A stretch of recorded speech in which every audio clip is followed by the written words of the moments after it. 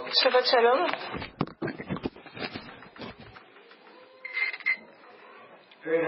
Très heureux d'être ici à nouveau avec vous ce matin. Et on va partager, on va parler de la prière aujourd'hui et de l'évangile de Matthieu. Je suis venue de Hamilton en avion. Je fais mon PhD à l'université McMaster.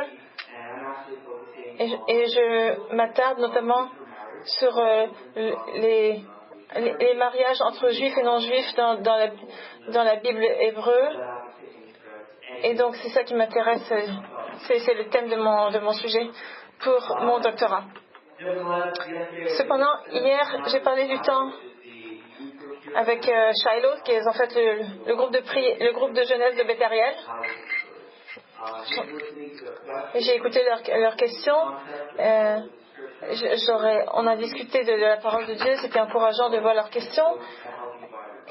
Et donc je vois que c'était vraiment, ils font partie d'une congrégation qui est saine bibliquement parlant.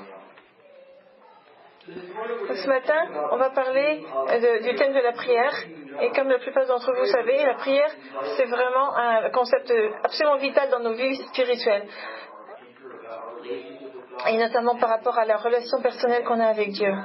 Et on peut même faire une corrélation directe entre votre prière, votre vie de prière, et votre efficacité dans le royaume de Dieu. Et votre croissance. Avant que je sois mariée, on m'a donné un conseil qui d'ailleurs s'applique à n'importe quelle relation, c'est que là où tu te trouves maintenant dans ta relation, ça va être très différent de la situation que tu vas avoir dans 5 ans. Ta relation aura évolué et ce sera 2 situations différentes. C'est la même chose avec votre vie de prière.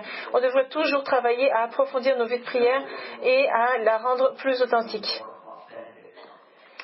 Donc la nécessité de la prière est particulièrement illustrée lorsque vous lisez des biographies d'hommes de foi ou de femmes de foi, et vous voyez à quel point leur vie est enveloppée par leur vie de prière. Notamment Hudson Taylor, qui est un missionnaire en Chine, qui était absolument unique parce qu'il a adopté la culture chinoise afin de communiquer avec les Chinois, et au milieu du tourbillon de sa vie et des difficultés auxquelles il a dû faire face, ce qu'on apprend en lisant sa biographie, c'est que tout ce qu'il a soutenu, c'était vraiment sa vie de prière. Il parle des difficultés qu'il a rencontrées d'un côté et d'un autre. Il dit vraiment le secret spirituel que Dieu m'a donné, il dit, c'était du fait qu'il pouvait se reposer sur la prière. C'est vraiment une constante qu'on voit dans la vie des gens de foi. Quand je suis allée étudier à l'Institut de Bible Moody Institute, l'Institut Moody à Chicago, qui est un institut fondé par l'évangéliste Moody, il y a une plaque sur le mur qui dit « Voici l'endroit où Moody s'agenouillait pour prier ». Et ça va être un rappel de la puissance de la prière. Et maintenant, il y a beaucoup de... Aussi, vous remarquez dans le livre des Actes, on voit à quel point les apôtres étaient dévoués à la prière et au ministère de la parole. Dans Actes, chapitre 6, verset 4. Ça dit « Et nous continuerons à nous appliquer à la prière et au ministère de la parole ». Donc la prière a toujours été une part fondamentale de la croissance spirituelle et de l'efficacité spirituelle. Et c'est un peu à mettre en relation, par exemple, avec la respiration chez les humains. Si vous ne respirez pas, il n'y a rien qui se fait. Et là, c'est la même chose. Si vous ne priez pas, vous ne pouvez pas être efficace pour le royaume de Dieu. Et ce matin, on va aborder 2 questions principales autour du sujet de la prière. La première question, c'est est-ce que nous prions ? Est-ce qu'on fait vraiment des prières ? Et c'est une question qu'on peut se poser continuellement, qu'on peut réanalyser. La prière peut prendre différentes formes. Il y en a qui aiment l'écrire comme dans un journal, d'autres qui aiment avoir une liste de prières, d'autres qui le font le matin, d'autres le soir. La question est ça nous permet d'agrandir, d'approfondir notre vie spirituelle et notre intimité avec Dieu à travers la prière. Est-ce qu'on prie bien ? Vous savez, c'est un peu une question curieuse. Une chose, c'est que Dieu aime toutes les prières, mais pourtant dans les Écritures, ça nous dit qu'il y a parfois des mauvaises motivations derrière les prières. Dans Jacques, chapitre 4, verset 3, ça nous dit « Vous demandez et vous ne recevez pas parce que vous demandez mal dans le but de satisfaire vos passions. » Donc si vous avez des péchés qui ne sont pas confessés dans votre vie, eh bien ça va vraiment déranger votre vie de prière.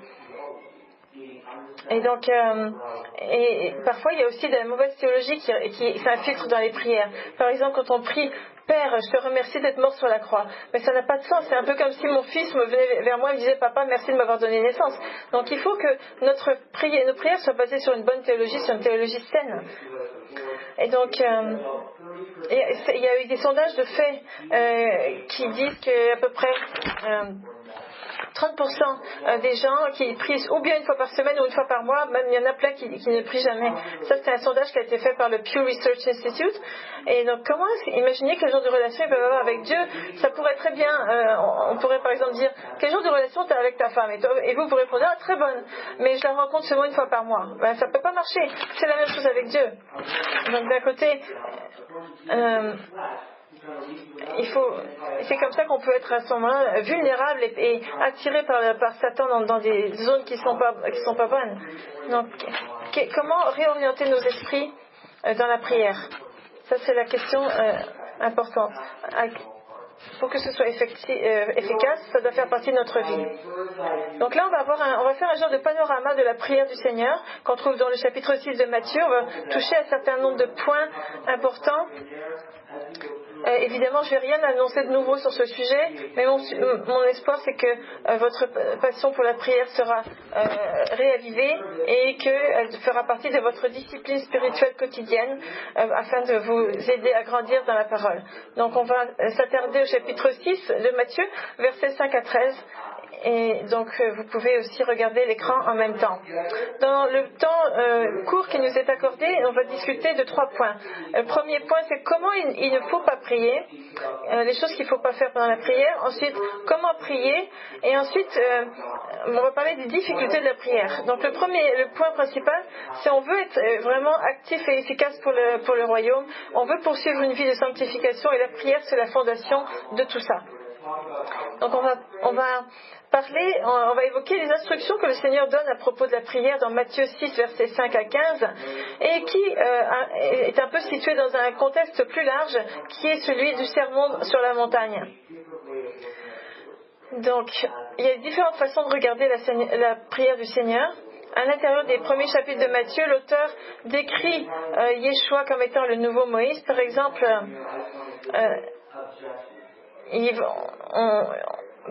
Yeshua est comparé à Moïse. Quand Moïse était en Égypte, eh bien, Jésus, lui, de la même façon, a dû fuir en Égypte. À l'époque de Moïse, il y avait... à l'époque de Moïse, tous les enfants et les garçons de 2 ans et moins ont été tués. C'était la même chose quand Jésus était enfant. Donc, il y a donc tout un parallèle qui est fait. Et tout ce qui est plus important, évidemment, c'est Dieu regarde notre cœur et regarde la condition de notre cœur. Donc, on va d'abord s'attarder à comment ne pas prier. Donc, Jésus va donner 2 façons qu'il dit qui ne sont pas bonnes et qu'il ne faudrait pas avoir quand on prie. Parce qu'encore une fois, le plus important, c'est l'état de notre cœur. Donc, il va parler de la question de la sincérité, de la motivation dans nos prières. Et donc, encore je reviens au parallèle qu'il y avait entre Jésus et Moïse. Donc de la même façon que à l'époque de Jésus, les enfants ont été tués, et c'était pareil pour Moïse. Ensuite, Moïse est passé à travers la mer. Et Jésus, lui, a été baptisé par Jean-Baptiste. Moïse a passé 40 ans dans le désert, Jésus 40 jours dans le désert. Et puis aussi quand Moïse est allé sur le mont Sinaï pour recevoir la loi, et bien Jésus, lui aussi, il est monté sur cette même montagne. Il a prêché le sermon de la montagne sur cette même montagne. Et le point, c'est que Jésus est un peu le nouveau Moïse, et il nous donne donc une interprétation juste de la loi. Et dans le sermon sur la montagne, qui est en fait le contexte plus large de ce passage qu'on va étudier ensemble sur la prière, Jésus il va nous faire comprendre à quel point c'est important d'avoir un cœur circoncis. Ça ne suffit pas de suivre les instructions, il faut aussi que nous vivions une vie d'intégrité. Et à travers cette section, Jésus va utiliser une structure similaire pour parler des différents points qu'on va regarder ensemble. Par exemple, il va utiliser une structure en 3 étapes. D'abord, il va énoncer la loi, ensuite donner l'interprétation, ensuite donner l'application. Par exemple, quand il dit ne commettez pas de meurtre. Et il dit aussi, mais si vous êtes en colère avec votre frère, vous êtes aussi coupable de meurtre. Et ensuite, il donne une application qu'il faut aller régler ça d'abord avec son frère, avec lequel vous avez un différend, un problème. Et ensuite, vous vous adressez à Dieu, parce qu'on ne peut pas offrir des sacrifices à Dieu tant qu'on n'a pas réglé les problèmes de mésentente avec nos frères.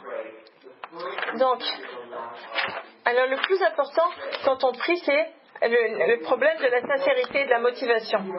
Regardez ce que ça dit au verset 5. Lorsque vous priez, ne soyez pas comme les hypocrites qui aiment à prier debout dans les synagogues et au coin des rues pour être vus des hommes. Je vous le dis, en vérité, ils reçoivent leur récompense. Donc ce que vous pouvez remarquer, c'est qu'il dit quand, lorsque. Donc ça part du moment où, de l'habitude qu'on a de prier à quel moment de la journée, et c'est une habitude qui doit être enracinée dans notre vie. Il s'adresse à ceux qui font ça devant tout le monde, notamment dans des rassemblements religieux, afin d'être vus par les gens.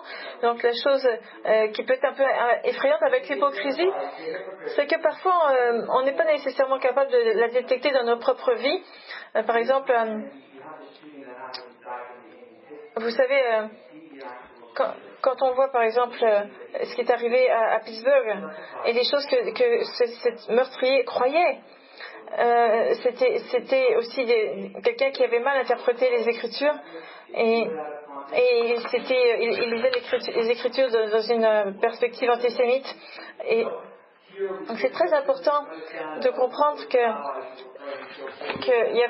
Jésus ici fait référence à des rabbins qui priaient devant tout le monde pour être vus, etc.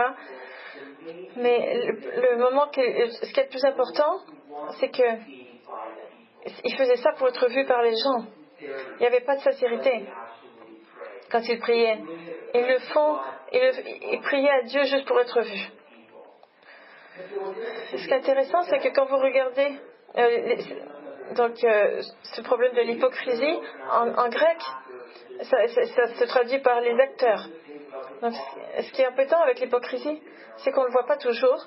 Et puis, je sais que moi, en ce qui me concerne, avant, j'avais donné des cours de formation de disciples, et j'étais toujours un peu nerveux avant de donner ces cours-là. Mais à un moment donné, et puis je priais à Dieu, fais en sorte que tout se passe bien, que les gens soient encouragés, que je puisse parler clairement. Mais à un moment donné, quelqu'un m'a dit, tu sais, la raison pour laquelle tu es nerveux, c'est parce que tu es plus inquiet de ce que les gens vont dire de toi que du contenu de ce que tu apportes dans cette étude. Et ça a changé radicalement la façon dont je voyais mes interventions, justement. Et quand je me prépare, c'est pas moi le but, c'est Dieu. Donc maintenant j'ai vraiment compris que c'est pas sur moi que je dois vraiment mettre la perspective, mais sur Dieu. Et de la même façon, je ne pense pas que les leaders religieux auxquels Yeshua fait référence avaient nécessairement deux visages. Peut-être qu'ils pensaient qu'ils allaient encourager les gens en étant un modèle de prière, mais ici, toute la question, c'est l'état du cœur. Est-ce qu'il y avait de la sincérité dans ce cœur? Et donc c'est la première fois qu'on nous dit qu'il ne faut pas.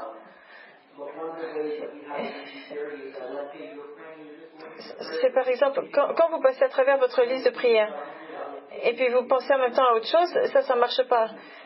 Non, c'est de ça que parle Yeshua ici, c'est un manque de sincérité, un manque d'engagement profond. Il regarde, ce qui est le plus important pour Dieu, c'est le cœur du croyant. Comment est-ce qu'on développe la sincérité dans nos prières? Eh bien, c'est dit au verset suivant. Ça dit, mais vous, quand vous priez, entrez dans la chambre, fermez la porte et priez votre Père qui est là dans le lieu secret. Et votre Père qui voit dans le secret vous le rendra. Est-ce que ça veut dire que les prières en public sont proscrites? Pas nécessairement. Parce que Jésus priait en public, les apôtres priaient en public, les premiers croyants, dans Actes chapitre 12 verset 12, Actes chapitre 3 verset 1, Actes chapitre 21 verset 5, priaient en public. Mais c'est un modèle qui nous dit que les publics en prière devraient être particulièrement modelés sur nos prières privées, personnelles, et qu'en fait, ce qui veut dire, c'est que quand vous priez, il ne faut pas parler avec des répétitions inutiles. Par exemple, au verset 7, il dit en priant, ne multipliez pas de vaines paroles comme les païens qui s'imaginent qu'à force de paroles, ils seront exaucés. Et ça, c'est un point important, c'est que quand on prie,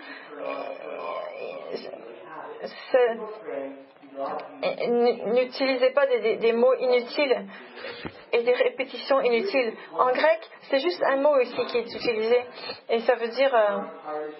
on ne sait pas exactement ce que ça veut dire, c'est la seule fois où on le trouve dans le Nouveau Testament, mais en gros ça veut dire parler sans vraiment réfléchir et répéter les mêmes choses et allonger les prières inutilement.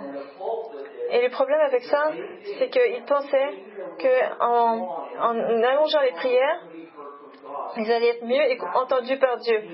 Mais c'est exactement comme ça que les païens traitaient leur Dieu. Par exemple, ils regardent Dieu un petit peu de façon abstraite, comme si c'était un idole. Et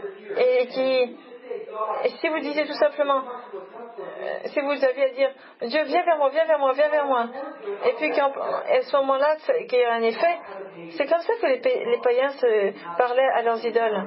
Il y a notamment un passage là-dessus, dans 1er Roi, chapitre 18, au verset 23, et donc il y avait Elijah qui était avec les prêtres de Baal,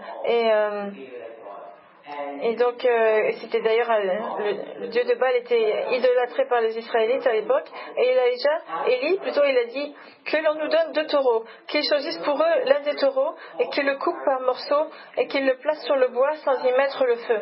Et moi, je préparerai l'autre taureau et je le placerai sur le bois sans y mettre le feu. Ensuite, ils pensaient, bon, on va faire ça. Et voici ce que ça dit encore. Donc, et ils prirent le taureau qu'on leur donna et le préparèrent et ils invoquèrent le nom de Baal depuis le matin jusqu'à midi en disant Baal réponds-nous, Baal réponds-nous. Mais il n'y eut ni voix ni réponse. Ils sautaient devant l'autel qu'ils avaient fait. Et à midi, Élie commença à se moquer d'eux et leur dit criez à haute voix puisqu'il est Dieu. Il pense à quelque chose ou il est occupé, il est en voyage, peut-être qu'il dort et il se réveillera. Alors ils ont crié à haute voix et se firent selon leur coutume des incisions avec des épées et avec des lances jusqu'à ce que le sang coulât sur eux. Ça, c'est une idolâtrie païenne. C'est comme s'il fallait répéter 1000 fois pour avoir l'attention de Dieu. C'est pas comme ça que ça marche avec le Dieu d'Israël. Quand on va vers Dieu, et ne soyez pas impulsifs, là, ne commencez pas à déballer des paroles inutiles. Donc, Jésus condamne l'idée qu'on peut mettre de la pression sur Dieu. Il ne faut pas penser que ça peut fonctionner, ce genre de choses. Si nos prières sont longues, mais qu'elles sont sincères, bien construites et qu'elles sont édifiantes, il n'y a pas de problème. Mais dans Luc 18, Jésus leur dit, et il leur parle de la veuve, et donc il explique qu'il faut faire attention à ne pas traiter Dieu comme un idole. Il nous montre à quel point c'est ridicule de traiter Dieu comme ça. Et au verset suivant, il dit « Ne soyez pas comme les gentils, parce que Dieu sait très bien les choses dont vous avez besoin. » Dieu est déjà intéressé par vous, il sait déjà ce dont vous avez besoin. Donc on ne peut pas traiter Dieu comme une machine distributrice non plus. Et ce passage dans Matthieu 6, ça a évidemment suscité beaucoup de questions. Il y a à peu près 500 ans, les réformateurs, ceux qui étaient les partisans de la réforme, ont lu ce passage et se sont posé la même question. Et la conclusion générale, c'est que la prière, elle ne doit pas servir à informer Dieu, mais plutôt à nous transformer nous. De la même façon que quand vous parlez avec quelqu'un, à force de lui parler, bien vous finissez par vous influencer l'un l'autre. Et bien, la fonction de la prière, comme une façon de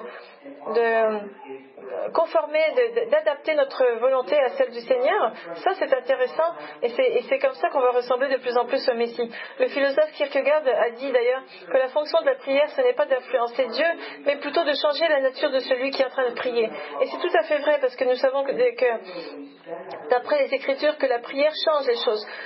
L'apôtre Jacques nous dit vous n'avez pas besoin de demander parce que vous n'obtenez pas parce que vous n'avez pas demandé. Et donc Israël qui était dans le désert, quand ils ont demandé de la nourriture, Dieu a donné. Quand Hannah, dans 1 Samuel, a prié pour avoir un enfant, Dieu lui a répondu. Maintenant, comment vous pouvez dire que...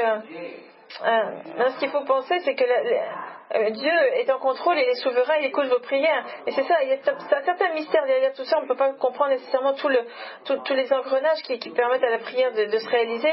Mais une chose est sûre, c'est que dans les Écritures, il y a toujours ces deux dimensions, divine et humaine. Et comme le Messie est divin et humain, et le caractère de Dieu est absolument parfait.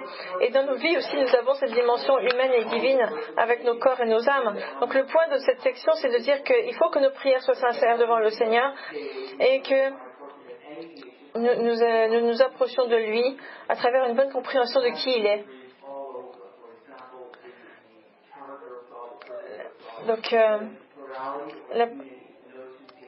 la pluralité et l'unité de Dieu, c'est quelque chose qui vraiment doit transparaître dans nos prières. Cependant, on est appelé à prier. Il veut que nous prions et que nous demandions les choses dont nous avons besoin. Alors, comment prier? Alors, il faut évidemment éviter le problème de manque de sincérité et il faut faire attention à notre théologie aussi. C'est par exemple... mais quand, par exemple, je me sentais coupable de quelque chose, eh bien, je répétais toute la journée à Dieu, pardonne-moi, pardonne-moi, pardonne-moi. Mais ça, c'est pas une théologie très bonne, parce qu'une fois que vous lui avez demandé, je faisais comme ces gens-là dont on parle dans le passage, comme ces païens, je répétais. Et alors que les Écritures nous disent, si vous confessez vos péchés, il va vous pardonner, et c'est tout. Vous n'avez pas besoin de faire dépendre vos prières de vos émotions, nécessairement. Et quand on sait comment il ne faut pas prier, eh bien ça nous amène à la question comment prier. Quel genre de modèle de prière nous a donné Yeshua? Dans Matthieu 6, il y a un modèle de prière qui nous est donné. Il commence en disant « Voici donc comment vous devez prier ». Donc vous savez que c'est une prière qui est récitée non seulement dans le catholicisme, mais en fait l'idée ici c'est qu'il nous donne un modèle. Et certaines personnes dans le catholicisme pensent qu'il faut répéter ça 3 fois par jour. C'est pas ça vraiment l'idée ici. La prière, c'est que elle est divisée en 6 sections. Il y a 3 demandes qui sont dirigées vers Dieu et 3 demandes qui parlent de nos besoins. C'est un peu comme ça que c'est structuré cette prière. Donc ça dit Notre Père qui es aux cieux, que ton nom soit sanctifié, et donne-nous le pain quotidien, etc. Et ne nous mène pas dans la tentation, etc. Dans cette prière, donc comme je le disais, il y a 6 demandes qui sont formulées. Donc les 3 premières étant dirigées vers Dieu et les 3 dernières étant dirigées vers nos besoins humains. Dans la deuxième partie, donc c'est nos besoins, nos tentations, nos besoins de pardon, etc.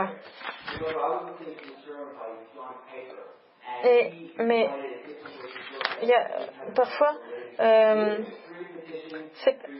c'est pas nécessairement 3 demandes et 3 domaines, mais c'est peut-être une même demande qui est divisée en 2 sections. Que ton nom soit sanctifié, que ton règne vienne.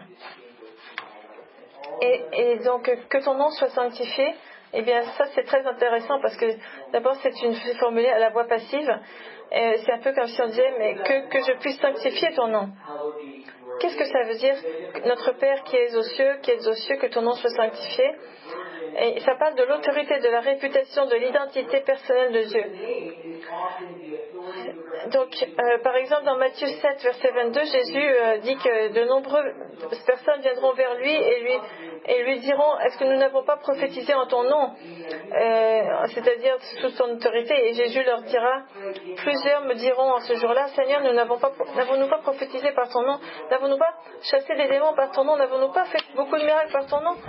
Et tout ce que vous demanderez en mon nom, je le ferai afin que le Père soit glorifié dans le Fils. » Donc c'est une façon, quand on dit que ton nom soit sanctifié, de mettre à part le nom de Dieu. Il n'y a rien de plus beau et de plus grand que le nom de Dieu. Dieu est suprême. Même les démons connaissent l'identité de Dieu, comme on voit dans Marc chapitre 1 verset 24 ou dans Jacques. Et l'idée de mettre à part le nom de Dieu veut dire que nous considérons que le nom de Dieu est comme un trésor et qu'il n'y a pas d'autre priorité plus haute que celle de sanctifier le nom de Dieu. Et notre rôle est de nous assurer que la réputation, que le nom de Dieu soit toujours souligné et mis en valeur. Et d'une façon un peu plus simple à comprendre, il devrait être le plus important personnage dans notre vie et n'est pas un Dieu qu'on peut mettre. C'est pas tant de le mettre tout en haut de nos priorités, mais plutôt de le mettre au centre de la roue de nos priorités, afin que tout ce que nous fassions puisse être justement mis de côté au nom que tout ce que nous fassions puisse être dédié au nom de Dieu, et que cette idée que Jésus a formulée dans son grand commandement quand il dit aimez votre Dieu de tout votre cœur et de toute votre âme et de tout votre esprit. Ça fait référence à ça. Et donc en commençant cette prière dans ce genre d'attitude, c'est essentiel parce que ce que ça veut dire, c'est que ton nom soit sanctifié, c'est vraiment la chose la plus importante à dire. Mais nous nous trouvons aussi dans un royaume spirituel. Donc ça dit que votre volonté soit faite sur la terre comme aux cieux.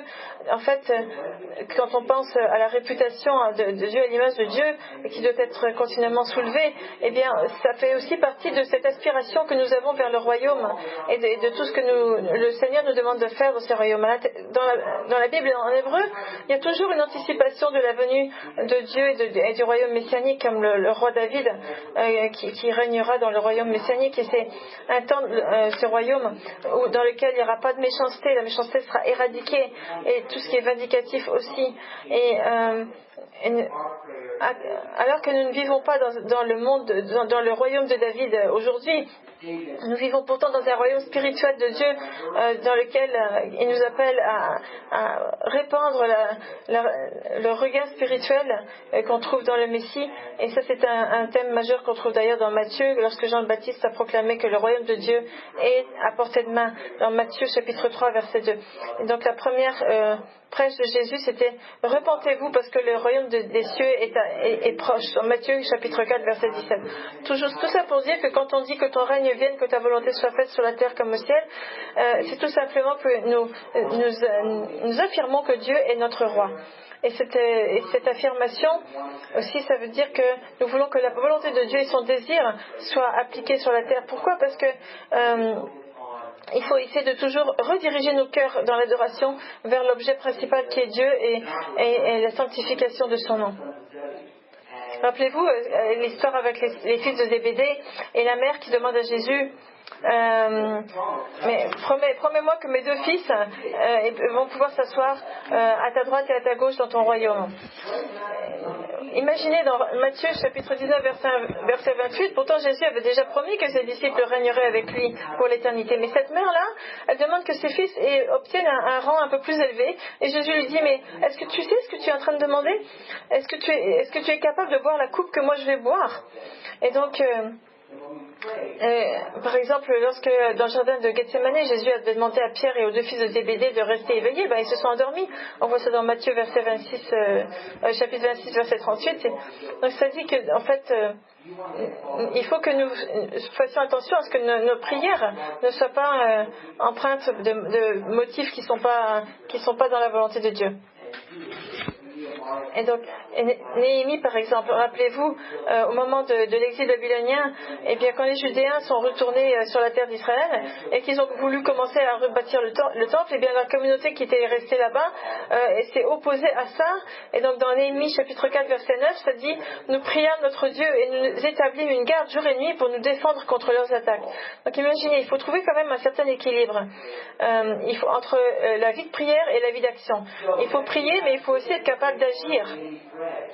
Maintenant, dans le verset 11, ça nous dit « Donne-nous aujourd'hui notre pain quotidien ». Ça, c'est donc la deuxième partie de cette prière qui est dirigée vers nos besoins humains. Et donc, et ça fait référence Je ne pense pas que ça fasse référence à une spiritualisation du pain, là, comme certains peuvent le penser, mais je dis plutôt que c'est la réalité. Et la suivante, c'est que Dieu va toujours pourvoir pour nos besoins humains. Et ça, c'est une affirmation que Dieu est le pourvoyeur de toutes choses. Et tout ce qu'on fait quand on boit et qu'on mange, tout ce qu'on fait dans notre vie, on doit le faire pour la gloire de Dieu. Et toutes les choses bonnes proviennent de Dieu. Et donc, il faut toujours avoir une attitude d'action de grâce vis-à-vis de Dieu pour le remercier de tout ce qu'il nous donne. Et ensuite, on a le verset 12 qui dit « Pardonne-nous nos offenses, comme nous aussi nous pardonnons à ceux qui nous ont offensés. » Matthieu utilise le mot dette plutôt que offense et paiement. Donc c'est un parallèle qu'on voit avec l'évangile de Luc. Il y a un certain nombre de questions qu'on peut relever ici. Comment est-ce que le pardon peut être relié à la sanctification du nom de Dieu? Parce que quand arrive le moment difficile du pardon, eh bien, c'est en fait une grande façon, une occasion qu'on a de testifier que Dieu règne à l'intérieur de nous et que sa volonté prend le dessus sur notre volonté. Nous sommes appelés à adopter la perspective de Dieu et son approche. La seconde question, c'est que ce qui est unique ici, c'est que notre pardon vis-à-vis des autres est relié directement au pardon que Dieu exerce vis-à-vis de nous.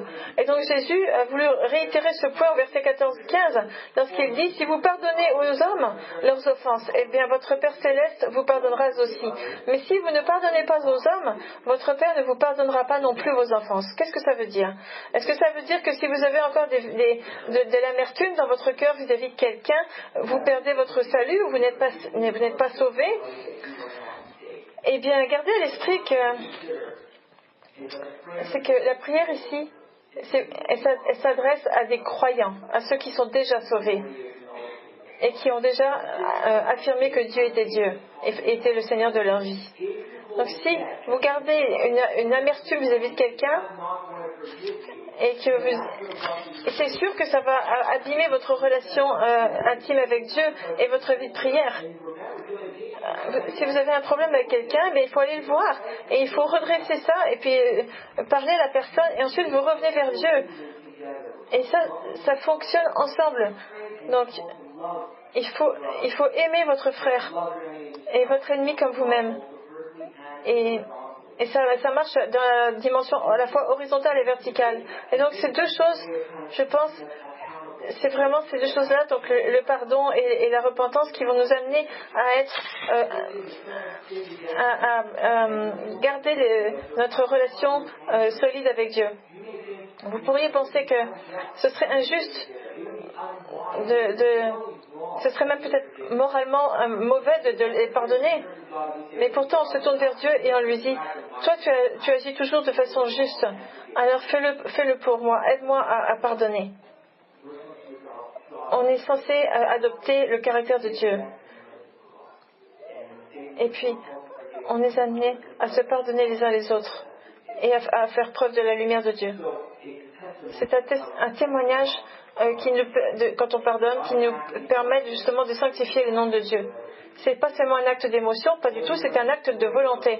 Rappelez-vous l'histoire de Corrie ten Boom, qui est une croyante en Hollande pendant la Deuxième Guerre mondiale, qui a été arrêtée parce qu'elle faisait de la résistance, elle cachait des juifs dans sa maison, etc. Elle a été envoyée dans des camps de concentration, elle a écrit des récits par rapport à toutes ces expériences dans un livre qui s'appelle The Hiding Place, donc la cachette, on pourrait dire. Et donc sa sœur, au moment où elle s'est fait prendre, est morte dans un camp de concentration. Et donc quand elle a été relâchée de ce camp, elle était retournée en Allemagne pour parler de sa foi, de Dieu, du pardon. Et un soir, au moment où elle faisait justement ce genre de message, il y a un homme qui s'approche d'elle. Elle le reconnaît comme étant un soldat du camp de concentration qui leur a fait beaucoup de tort, qui était un des pires gardes, qui était vicieux et méchant. Et lui, par contre, ne se rappelait pas d'elle. Et il lui dit je suis devenu un croyant et je sais que Dieu m'a pardonné pour toutes les choses cruelles que j'ai faites, mais voudrais entendre le pardon de votre bouche aussi. J'aimerais que vous me pardonniez. Et elle parle de ce moment terriblement dramatique et difficile lorsqu'elle dit j'étais restée debout, figée, et moi dont les péchés ont été continuellement pardonnés, et je n'arrivais pas à pardonner à cet homme-là. Betsy était morte dans ce camp de concentration, donc sa sœur, et ce soldat avait et pense qu'il peut effacer la mort de ma sœur comme ça en me demandant le pardon. Alors elle a prié, elle a dit Jésus aide-moi, et j'ai réussi à lever ma main vers cet homme-là.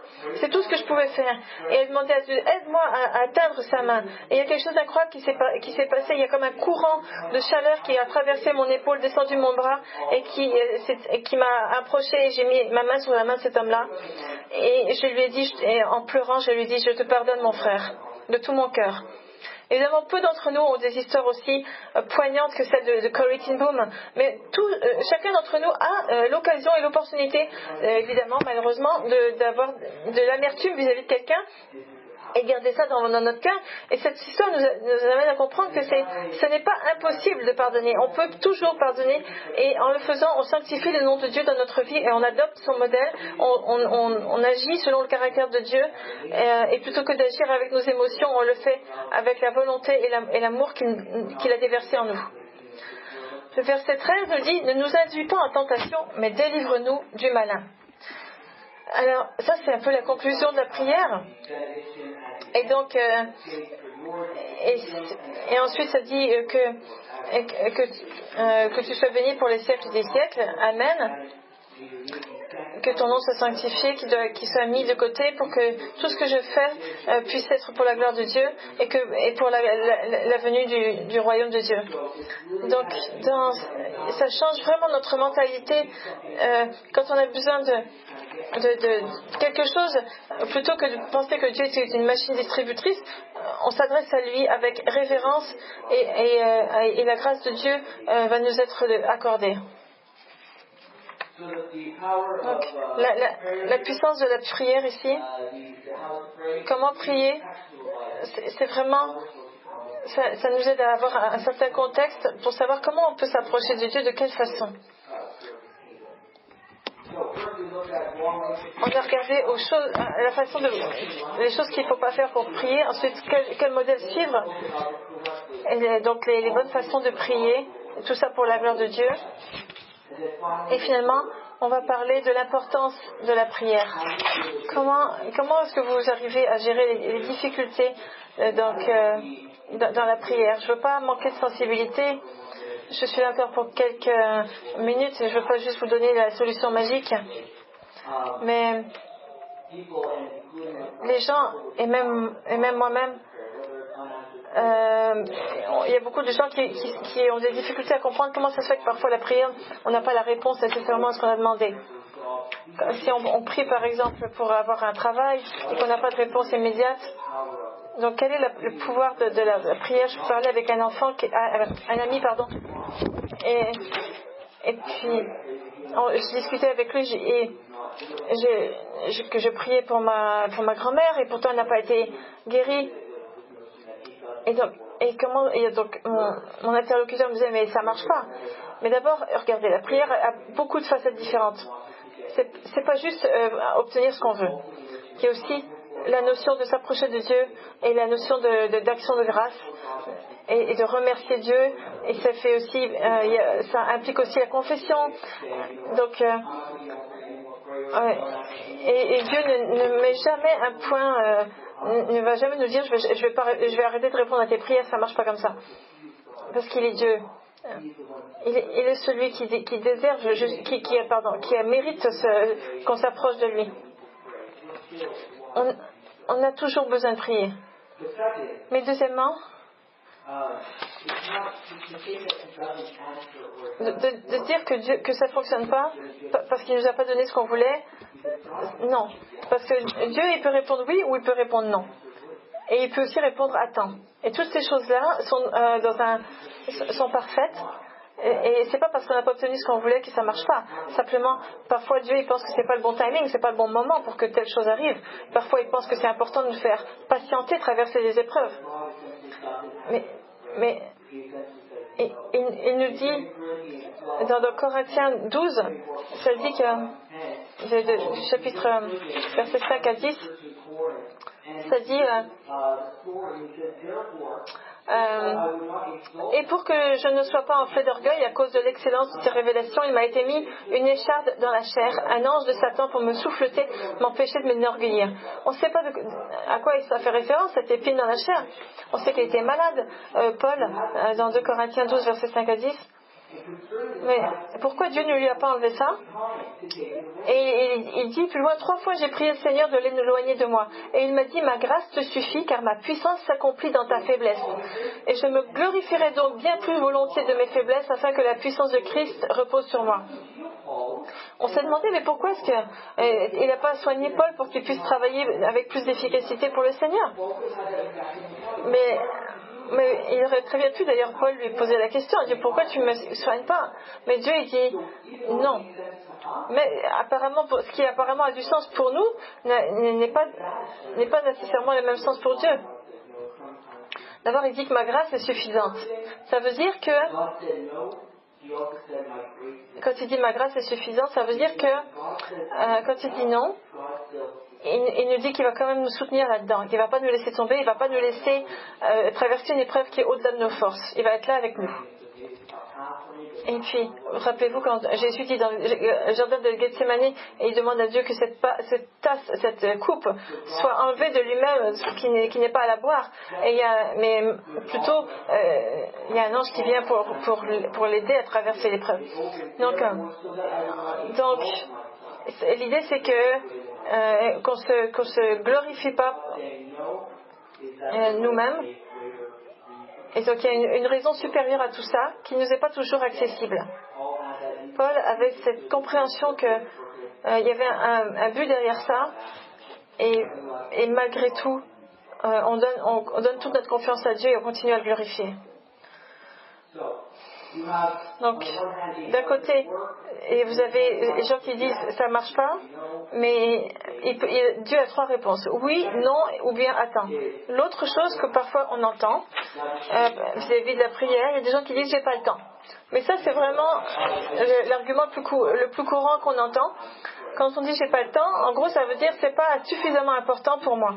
Imaginez si à chaque fois que vous priez, vous recevez de l'argent à la banque, ou à chaque fois que vous priez, le QI de vos enfants augmenterait, ou à chaque fois que vous priez, vous auriez une plus grande proximité avec votre famille. Et bien dans ces cas-là, on se mettrait à prier plus, n'est-ce pas? Parce que les finances, la famille et la communauté, ce sont nos priorités. Mais donc c'est pas un bon argument de dire qu'on n'a pas le temps de prier. Mais la sanctification et la croissance spirituelle sont le résultat du temps qu'on a investi dans la prière. Donc il faut que la prière soit une priorité. Et comment est-ce qu'on fait de la prière une priorité? Eh bien, on pourrait tout simplement dire il faut le faire. Comment faire de la prière une priorité? La seule façon de développer la passion, c'est de l'avoir. Les émotions vont suivre.